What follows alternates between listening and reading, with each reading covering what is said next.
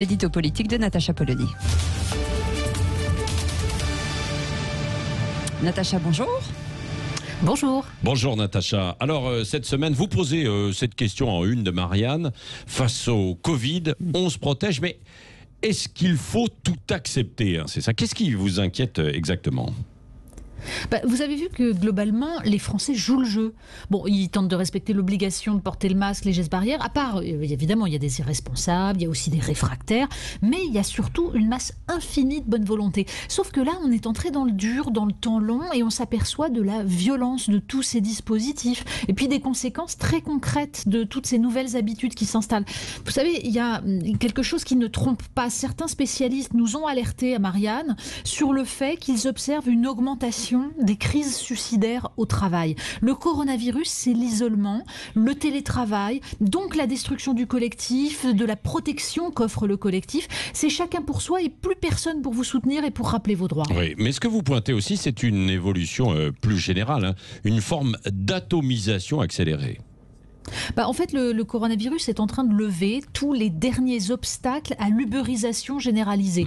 On est chacun chez soi, chacun pour soi, en télétravail, à commander ses courses sur Internet, à ne plus mettre les pieds dans un cinéma ou dans n'importe quel lieu collectif.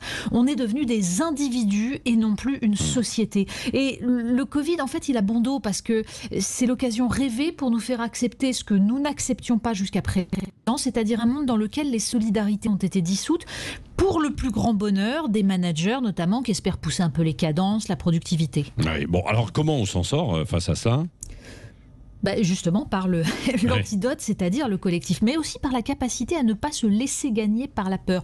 Se protéger doit relever de la démarche rationnelle, pas des absurdités dictées par la peur. Alors, il faut avouer que c'est compliqué parce que les règles kafkaïennes, elles s'accumulent. Hein. Rien que dans les écoles, c'est un cauchemar. Mais l'usage de la raison, c'est le meilleur des antidotes. Oui, et c'est vrai qu'au passage, d'ailleurs, je le signale, hein, il y a 35 chercheurs et universitaires qui ont écrit une tribune et ils critiquent la politique du gouvernement face au coronavirus qu'ils jugent trop anxiogène. Sinon, Natacha, d'un mot, dans Marianne, vous avez le plan de relance et une interview exclusive d'Arnaud Montebourg. Hein. Oui, qui nous propose son contre-plan. Et vraiment, lisez, c'est passionnant. Il dénonce par exemple le fait que Bruno Le Maire, l'autre jour, a dit « Je supplie les grandes entreprises de jouer le jeu ». C'est-à-dire qu'en fait, on ne demande aucune contrepartie aux aides de l'État. Et puis, s'il vous plaît, est-ce que vous voudriez bien être gentil ? Il dénonce aussi le fait que la France va recevoir 40 milliards de l'Europe, mais va en fait en verser 67 pour rembourser. Alors que les Pays-Bas, qui sont plus riches que nous, ont obtenu une ristourne énorme. Bref, c'est un débat de fond sur des choix qui sont essentiels. Oui, absolument. Merci, c'est à dire dans Marianne. Merci à Natacha Polony, comme chaque vendredi matin sur Sud Radio.